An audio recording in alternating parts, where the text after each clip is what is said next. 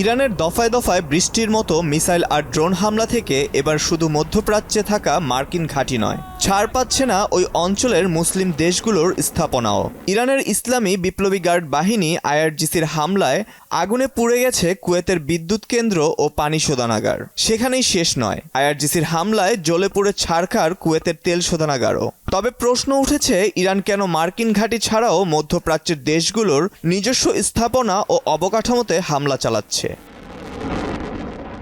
বিশ্লেষকরা বলছেন, ইরানের হামলা থেকে রেহাই পায়নি জর্ডান, বাহরাইন, কাতার ও কুয়েতের কোনো মার্কিন ঘাঁটি আর স্থাপনায়। আর এসব ঘাঁটিতে থাকা মার্কিন সেনারা জীবন বাঁচাতে গা ঢাকা দিয়েছে এসব দেশের হোটেল, অফিস সহ অন্যান্য বেসামরিক স্থাপনায়। আর এই তথ্য ইরানের অজানা নয়, যে কারণে এবার ইরানের টার্গেটে পরিণত হচ্ছে এসব দেশের হোটেল সহ বেসরকারি স্থাপনাগুলো। সংযুক্ত আরব আমিরাতের কিছু কিছু হোটেলেরও নাম প্রকাশ করেছে ইরান। খামেনির দেশের অভিযোগ, মার্কিন সেনারা এসব দেশের বেসামরিক নাগরিকদের নিজের স্বার্থে মানব ঢাল হিসেবে ব্যবহার করছে। ইরানের প্রতিশোধ হামলা অব্যাহত আছে জর্ডান, বাহরাইন, কাতার ও কুয়েতের মার্কিন ঘাঁটিতেও। আইআরজিসির দাবি, জর্ডানের আল আজরাকে মার্কিন বিমান ঘাঁটিতে ধ্বংস করা হয়েছে দুটি মার্কিন যুদ্ধবিমান। কুয়েতের আল আহমাদি বন্দরে মার্কিন নৌবাহিনীর জ্বালানি সরবরাহ জেটি, বাহরাইনের শেখ ইসা বিমান ঘাঁটি ও একটি মার্কিন গোয়েন্দা ঘাঁটিতেও হামলা চালানো হয়েছে। ইরানের জ্যেষ্ঠ সামরিক উপদেষ্টা মোহসেন রেজাই হুঁশিয়ার করেন, আমেরিকা হামলা বন্ধ না করলে সর্বাত্মক যুদ্ধ শুরু হবে। আর তখন ছাড় পাবে না মধ্যপ্রাচ্যের মুসলিম দেশগুলোর নিজস্ব স্থাপনাও। এতে চলমান সংঘাত আগের চেয়েও ভয়াবহ রূপ নিয়ে ভয়ঙ্কর আঞ্চলিক যুদ্ধে পরিণত হওয়ার শঙ্কা দেখা দিয়েছে। এরই মধ্যে মার্কিন হামলা অব্যাহত থাকায় ইরান আমেরিকার মধ্যকার সমঝোতা চুক্তি বাতিলের ঘোষণা দিয়েছে ইরান। যুদ্ধবিরতি ভেঙে টানা সপ্তম দিনের মতো ইরানে হামলা চালাচ্ছে আমেরিকা। সামরিক স্থাপনায় হামলার নামে সাধারণ মানুষের বেঁচে থাকার অধিকারটুকুও কেড়ে নিচ্ছে মার্কিন বাহিনী। পানির অপর নাম জীবন, আর এই পানিকেই অস্ত্র বানিয়েছে ট্রাম্পের সেনারা। এবার ইরানের দক্ষিণের জাস্ক প্রদেশের বুঞ্জি গ্রামের পানি শোধনাগার কেন্দ্রে ভয়াবহ হামলা চালিয়েছে মার্কিন বাহিনী। ধ্বংস করা হয়েছে সাগর থেকে পানি তোলার পাম্প স্টেশন ও ট্রান্সফরমার।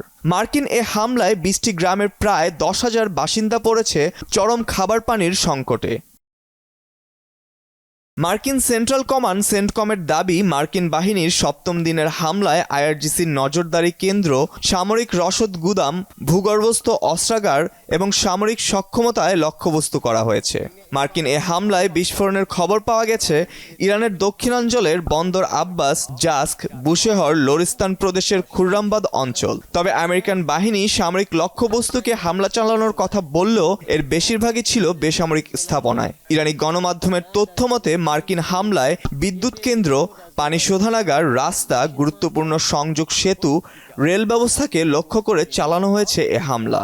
দক্ষিণ ইরানের 116টি টেলিযোগাযোগ ব্যবস্থায় হামলা চালানো হয়েছে। তেহরানের দাবি, বেসামরিক স্থাপনায় হামলার মধ্য দিয়ে যুদ্ধাপরাধ করছে আমেরিকানরা।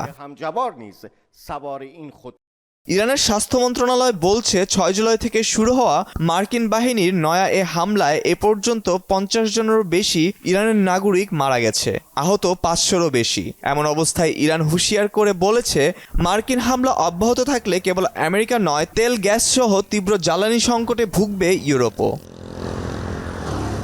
এদিকে 2020 সালে ইরানের সিনিয়র সামরিক কমান্ডার জেনারেল কাশেম সোলেমানি ও ইরাকের মিলিশিয়া নেতা আবু মাহদি আল মোহান্দিস হত্যায় ট্রাম্প জড়িত থাকায় তাকে হত্যায় প্রায় 124 কোটি টাকার অর্থ পুরস্কারের ঘোষণা দিয়েছে ইরাকের সশস্ত্র গোষ্ঠী ইসলামিক রেজিস্ট্যান্স ইন ইরাক। শহীদদের প্রতিশোধ নেওয়া বাধ্যতামূলক অঙ্গীকার বলেও বিবৃতিতে উল্লেখ করেছে ইসলামিক রেজিস্ট্যান্স।